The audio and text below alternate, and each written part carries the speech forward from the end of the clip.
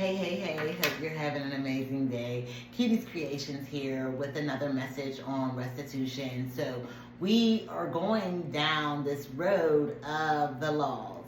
And if you haven't yet, please subscribe and like and share this message. We greatly appreciate it. So we are going down this road of how our laws were made in this country.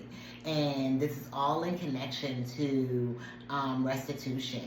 We want to have a more fair playing field, and this is America's the land of laws, and we can get that fair playing field and balance those scales through our laws. But in order to be able to do that, you have to know where it came from. Well, first and foremost, you have to find out what it is. What do you want? And then you find out where it came from. And then you start to craft what you would want in the ways of a law that will encompass plenty of people. And not make it unfair for other people. And for future too, but it's hard to be able to establish a future. That's what's so great about our land, because when things change, we can just change the laws to fit what the new world looks like. We have a lot of things that are now in place in our country that will help us. But it's not helping us right now because it's harming us, because of the fact that there are so many different things and so many moving parts with our new leaders. But I'm so hopeful for our future, because we can change this. We can make it a better future. We can do anything in this country, and that's what the American dream was. Yeah, it was always to have the house and the husband with the 2 kids and the dog and all of that, and have like a pretty good future and everything. But the bigger part of it was the liberty, was the freedom to be able to do these things, was the branches of government that were separate, that will protect you in the very end, that if you tried and made a mistake, you can do it all over again. And that's the beautiful part about us, that when you do something and you make a mistake, yes, we all make mistakes, but we can try and do it all over again. We can do it through voting. We can do it through electing people who care about the things that we care about. We can do it through changing the laws ourselves, by battling things in court, by doing things so differently. But the thing is that we have the opportunity to do it. And that with that opportunity births a lot of beautiful things. And it's birthed through our laws.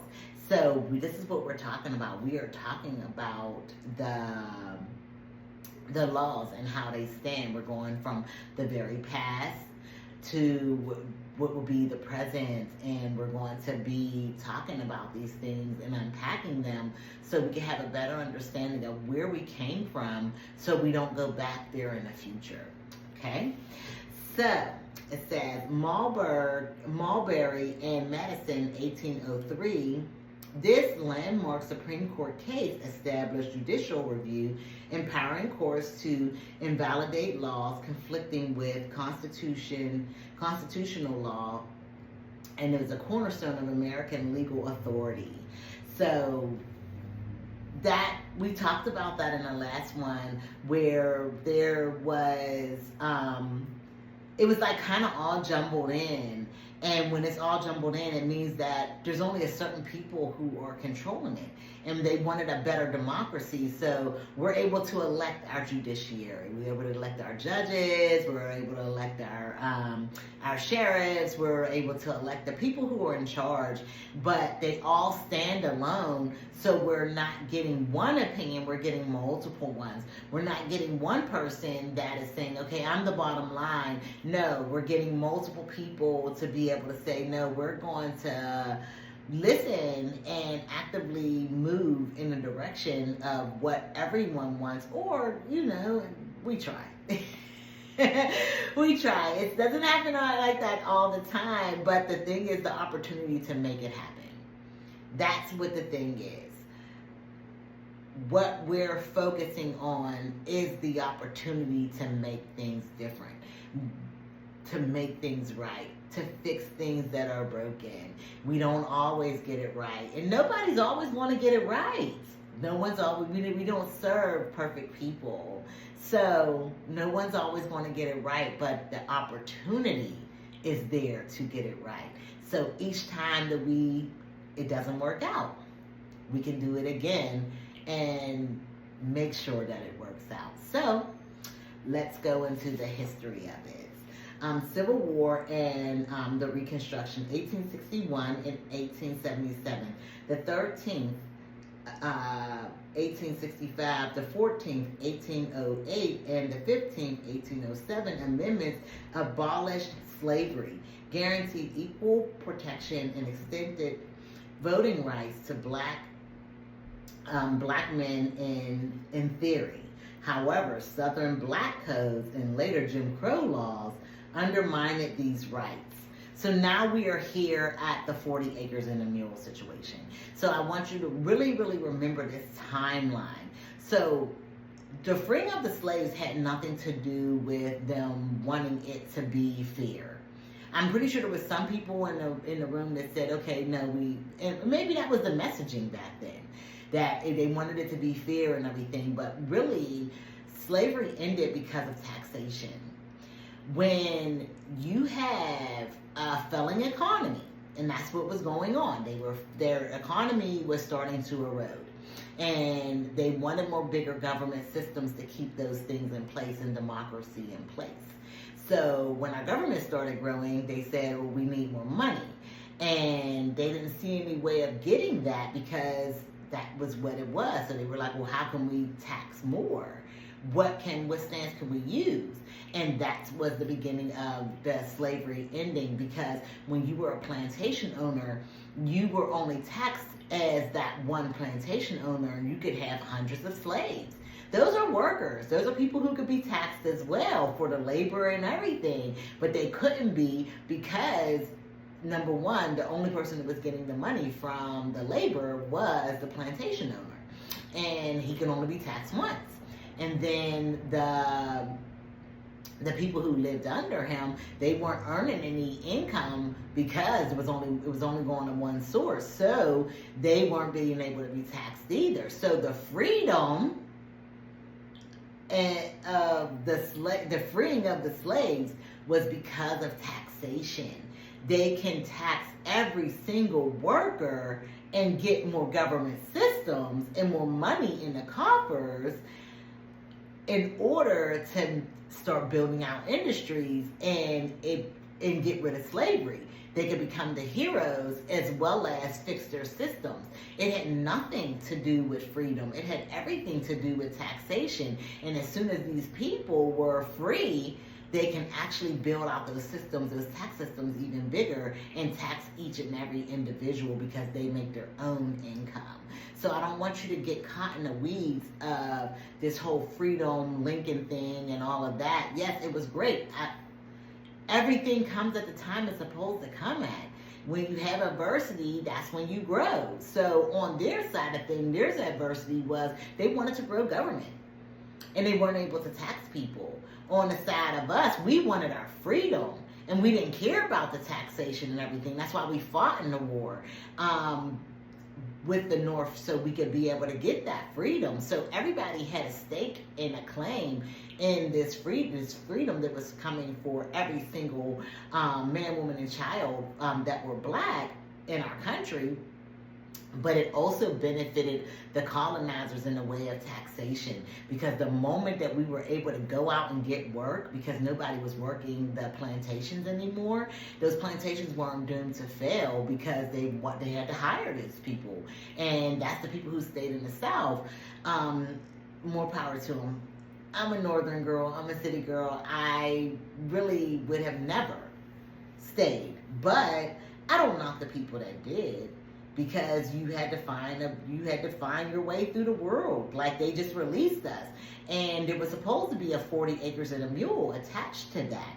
because of the disparity and everything, and trying to give them a brand new life. But what happened was the president who signed that into law and made it done with, had it done with getting it to the Supreme Court and making it an amendment and all of that stuff, he got killed. And the next president who came in, the very next one, just like we're experiencing now, we had a really great president a while ago, and then the new one that came in was totally against the stuff that we were against and started to erode those systems because they were afraid for their change. And change is scary sometimes. It's the unexpected. You want to be able to live out this reality with knowing where you're going, with knowing that your family's going to be secure and sound, and you're going to be able to live this abundant lifestyle. So change is scary, and it was scary for them. So when it happened, they started to panic, and they brought in laws that would harm us again. That no, slavery was done, but we want to keep you enslaved. And that's when the mind things started to really happen, because they knew that if you enslaved their minds, you got them. So remember that timeline when this is right when they started those psychiatric hospitals and everything. They were testing on us and all of that. All of these laws came right on the backs of that. So they were trying to make sure that these systems stayed in place in one way or the other. And now you see it in a cycle of where we are now. They no longer have to put these things into place.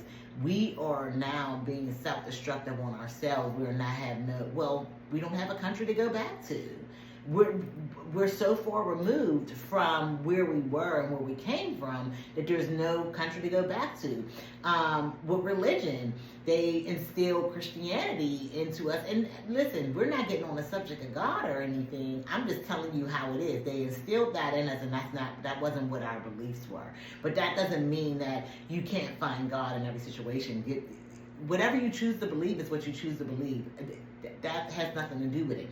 What I'm telling you is they had taken everything from us and instilled something else, and now we're seeing these cycles as we see them now. The dangers of us unaliving each other, of the SA that's going on in our community.